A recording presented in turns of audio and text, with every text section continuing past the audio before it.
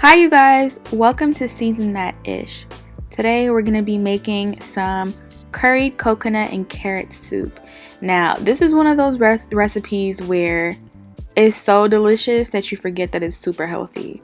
The first thing we're going to start off with is about half a pound of carrots. For me that's 2 large carrots and 1 sweet potato. Now the reason why I use sweet potato is because it's starchy and it adds some good creaminess to the soup. Along with the carrot and the potatoes, I also have half of an orange bell pepper, just to stick to the theme, and some cloves of garlic and half of an onion. Now these ingredients specifically are going to go in the oven to get roasted. You could totally just cook the carrots and sweet potato in with the broth that we're gonna make later, but I find that roasting these vegetables first brings out a really delicious, just charred sweet flavor to the soup that you wouldn't get if you had just boiled them.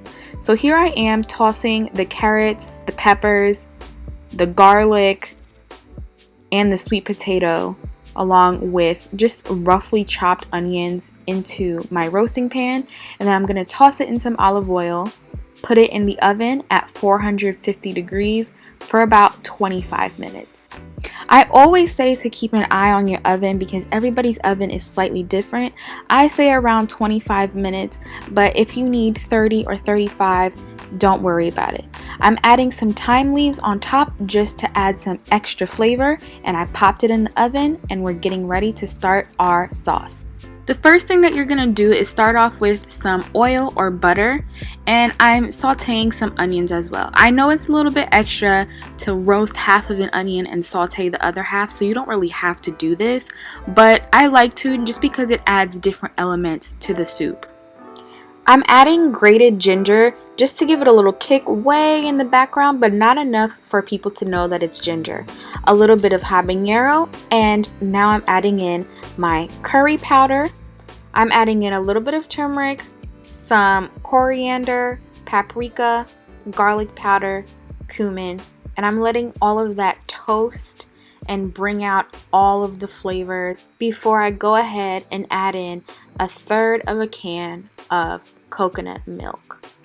Once that coconut milk hits the pan of toasted spices, oh my gosh, your kitchen is going to smell incredible. Now we just let that simmer while we check on our roasted vegetables in the oven, and they look so good. You can tell there's like little charred ends, and that's exactly what we want. It's going to add so much flavor to our soup and take it from being basic to a little bit more elevated. Look at those vegetables, they look amazing.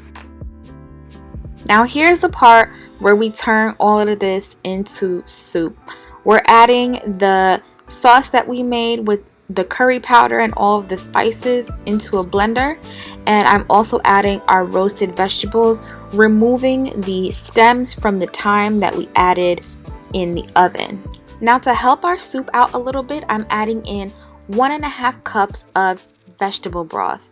I added in little by little and just blend it up. Now once that's done, I'm just going to go ahead and transfer everything back in the original pot that we were using to prep the spices, and then I'm going to add in some water into the blender, shake it up to get everything out of there, and then pour it back into the pan because we want every little drop back in there, okay? So we're going to transfer that back onto the stove top, and at this point what we're going to do is just let it simmer and finish seasoning it up. One thing that I would suggest is, if you're lazy like me sometimes, a great idea would be to make a really big batch of this and freeze it. That way if you're going through something, it's a cold day, you're tired, you can just pop it out of the freezer and put it on the stove top to melt, and your soup will be ready in minutes. That's a great tip so that you don't have to go and buy the soups that come in those boxes with all the preservatives in them. How is it a soup but it's sitting in an unrefrigerated aisle. Help me understand. But yeah, you can totally freeze this so that you can have soup on hand whenever you need it. I'm just adding in some salt, and later on I added a little bit of chicken seasoning, which I didn't show because I felt like it needed something a little bit extra. I tried to get really fancy and played it nice for you all, but I served it with a side of crispy, delicious garlic bread. Garlic bread is really easy to make.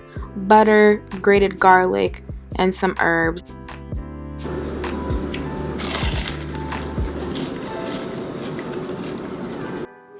I really hope that you enjoyed this video as much as I enjoyed making it. I hope you try this recipe out. It's really good, especially in this winter weather. Let me know what you think. Give me a like, and please subscribe if you would like to see more. Remember to always season that ish because food should never be bland. Alright, bye.